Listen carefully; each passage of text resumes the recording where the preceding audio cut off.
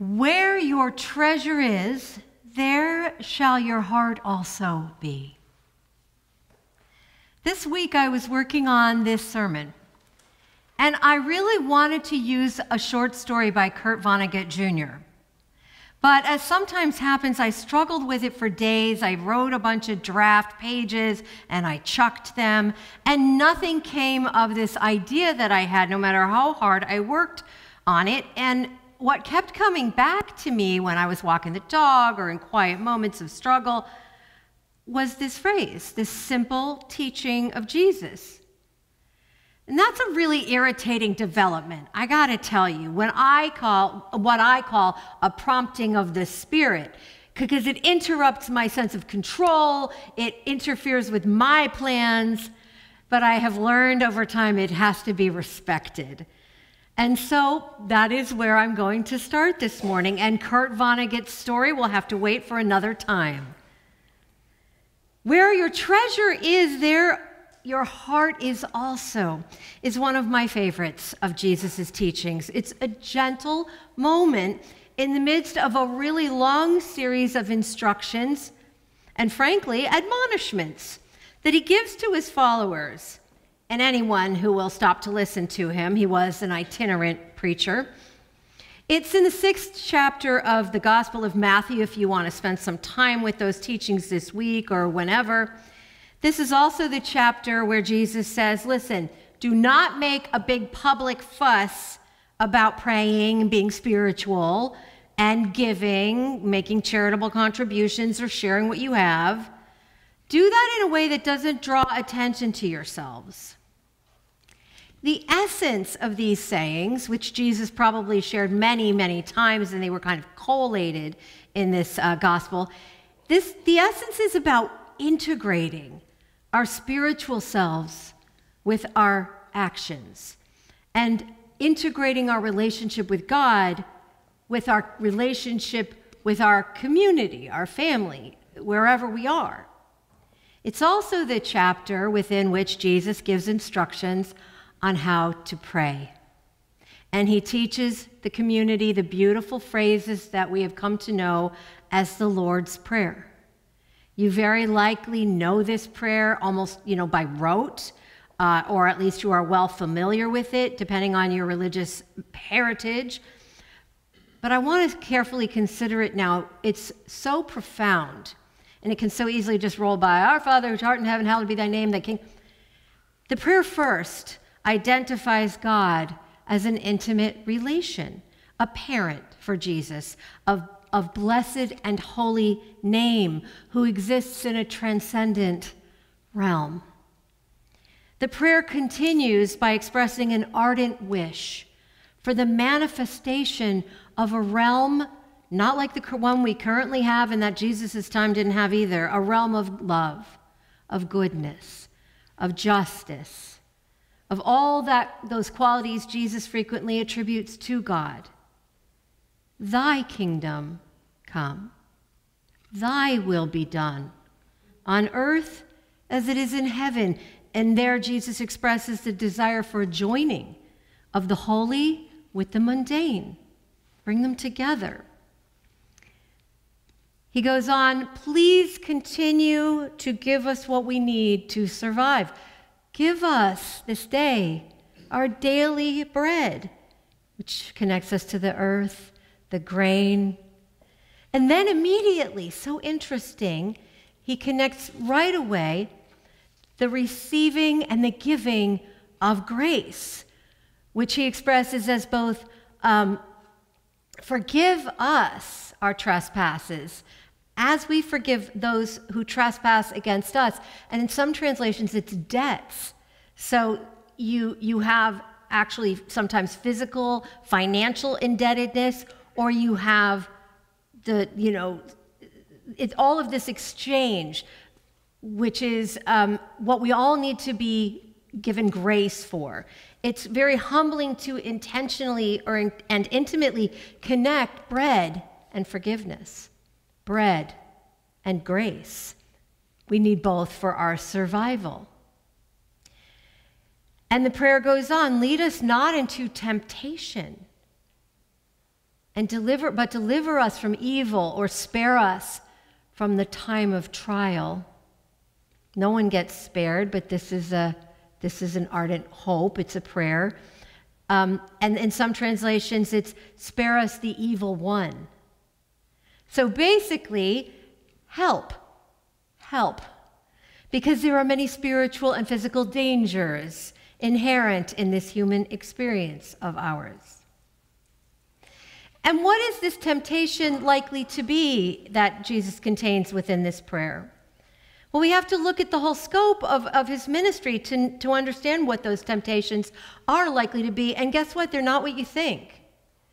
They're not sexual. They're not what you eat. They're not, having the wrong kind of car. The temptations that Jesus most frequently identifies for the human community in his other teachings is the temptation to be too attached to things and wealth. Similarly to the Buddha, 500 years prior, Jesus of Nazareth taught that the accumulation of things and wealth would not ever create spiritual security, and counseled the divesting from it. In Jesus' teaching, if someone wants your shirt, give him your coat too. Do not store up treasures on earth where moth and rust can get to them and where thieves can steal, but lay up your treasures in heaven. Where your treasure is, there also is your heart. So this kept coming up for me, like this nagging voice, repeating this phrase. And I thought, why? What are you trying to tell me? And then I was thinking about it in the context of our stewardship campaign. And I realized that we as a congregation really need to think about this together, because it could so easily seem contradictory for the church to store up its treasures, i.e. its endowment funds, rather than spending them, and this bears careful examination. What are we storing up here in this church? Take a look around you. We possess a beautiful building. We own some land. We have a lovely piano and a sculpture by the artist Lydia Breed. Actually, that was donated because she was a member. We have probably a few $100s worth of books in the building. We have a music collection. We have some appliances and furnishings that cumulatively do cost a decent amount of money. Aside from all of that, probably the roof is the biggest financial investment we've made to our physical fortune or treasure in the past probably decade. Our roof. So what is of actual value here, what I believe is the actual treasure, is the space we are committed to creating, making it available to all whose hearts incline them to join with us, to participate in being part of a progressive spiritual community. So our budget goes to creating and maintaining that space, and to creating opportunities for people to share transformational experiences in it, and to shore up and support beautiful values within it, and to take those values out into the world wherever we are. So it's not things. It's not possessions. I look at our, like our beautiful little, when you walk into the sanctuary, there's the little display cases. Those aren't filled with gold items and beautiful, crystal embellished things. You know what's in there is relics from the church that burnt down in 1976. Things that have emotional impact or emotional meaning. It's not the possessions that are our treasure. It's David's piano playing on Sunday, and Kenneth and the choir singing. It's having a full-time parish minister who is available to you for crisis advisement, to create worship, prayer, to represent the congregation and the community. It's the funerals we are able to provide when tragedy strikes and a family has no church to minister to them. It's the gathering place that we are for meals, the working kitchen out of which we not only feed ourselves, but my brother's table guests in the city of Lynn.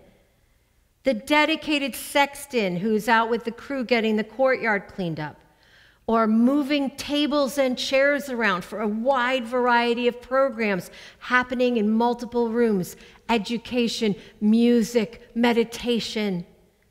It's a minister of family ministry and faith development, Chris, who has a seminary education and can lead a variety of programs. It's a business administrator who is here every single day, and many days that she's not supposed to be here, to oversee the complex financials and all of the vendors and contractors who are constantly in and out. She's interacting with the community and the neighbors and so on, and you've got to put yourselves into that picture. Our treasures are not items, possessions, or things, but our presence, our readiness here, and constantly remaining ready to respond in an informed, theologically grounded, values-guided way to life itself. Our classes, our gatherings, our teachings, our conversations, our programs, our existence over centuries in an evolving world and local community. That's the treasure. That's the treasure. And that's where our hearts are and need to stay. I was talking with Reverend Scott of Nahant Village Church last week, and we were worrying about the future without churches.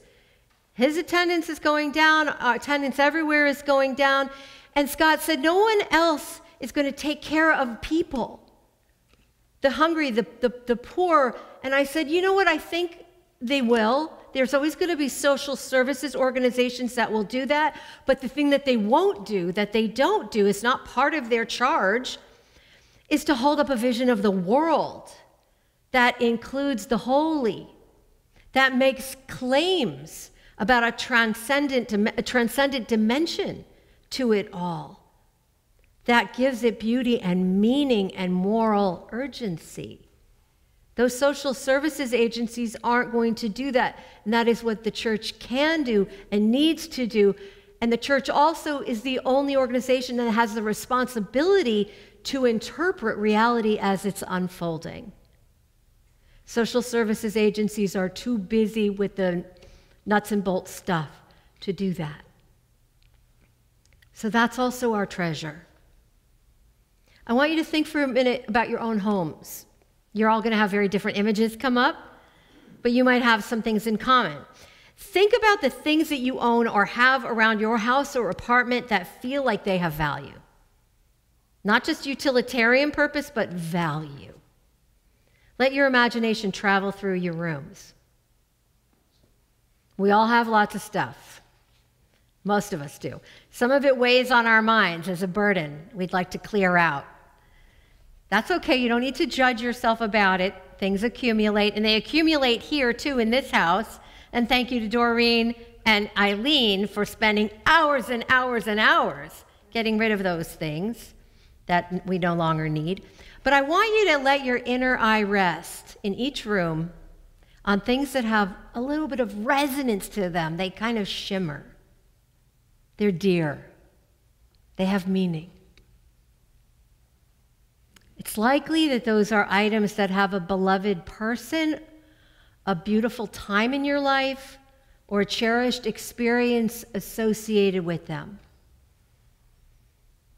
Dishes that are chipped, but you kept them because someone you love, maybe not alive any longer, ate from them, or they're grown and gone. A quilt worn to shreds at the edges that kept someone cozy, maybe someone, again, grown and gone. Curtains that don't go with the decor, but you inherited from someone who gave the best hugs you remember. It's not the things that have value, but the values attached to the things that make them precious. The treasure, therefore, that you have stored up is the feeling and the energy and the intention connected to these things. And that is what we try to create in church, and part of what we are protecting and preserving for generations to come. A feeling, a force, a presence, a felt sense of care, of hospitality, of the presence of the holy, which guides and guards and witnesses to all that is our lives, so that we need not walk this stony path, bereft and aimless, but with a sense of its preciousness. We want this to last for as long into the future as it has lasted from the past, bequeathed to us from the centuries. It is not just to store up treasures, but to ensure the heritage for the future. This container for beautiful experience of the holy. Recently, the Reimagine Task Force sent out a survey, and many of you responded, and the board and the staff and the task force and I are so glad to have your input. I love that so many of your responses related to the desire for our building to be beautiful, to get freshened up, because you understand that the setting for our experiences and expressions of our values should look and feel as beautiful as our hearts feel when we contemplate the sacred dimensions of existence. I will let Francine share now a little bit about why she adds her life force in the form of her own money, as well as her time and care, to the presence and ministry of this church. I'm Francine Amari Faulkner. I've been coming to UUCGL for about 6 years. Prior to that, I was a member of the UU Church in Concord for about 25 years, and I sang in the choir there and participated in a lot of activities. At UUCGL, I sing in the choir, and I'm on the Board of Trustees. And why I pledge? Because I see the value in keeping our church going. I see the value in supporting a place that welcomes everyone and where people feel safe. A place where we can hear thought-provoking sermons and hear social and environmental justice issues discussed. Individually, we all matter and have an opportunity to make a difference, but collectively, we're more powerful. Each week, I like looking out and seeing familiar faces, even if I don't know the person. A part of me cares about them and is glad to see them there. I pledge because I want to support people's joys and sorrows. I pledge because I want to keep the lights on. We all have to do some part to keep this place going, to keep a safe and welcoming space and place for us all. In almost every situation, there are givers and there are takers. In this situation, it's very important to be a giver. For me, I give monthly as it helps me budget. Any amount is fine, literally any amount, $10 a month even. Collectively, our pledging is more powerful and makes a difference, not only to keep UUCGL's lights on, but to keep this place going. Please pledge whatever you can, it matters. Thank you. Lift up your voice, you will be heard. Now is the time for change. Now is the time. Hope finds a way. Now is the time for change. Lift up your voice, you will be heard. Now is the time for change. May the road rise to meet you. May the wind be always at your back. May the sun shine warm upon your face. The rains fall soft upon your fields. And until we meet again, may God hold you in the palm of her hand. May green be the grass you walk on, May blue be the skies above you.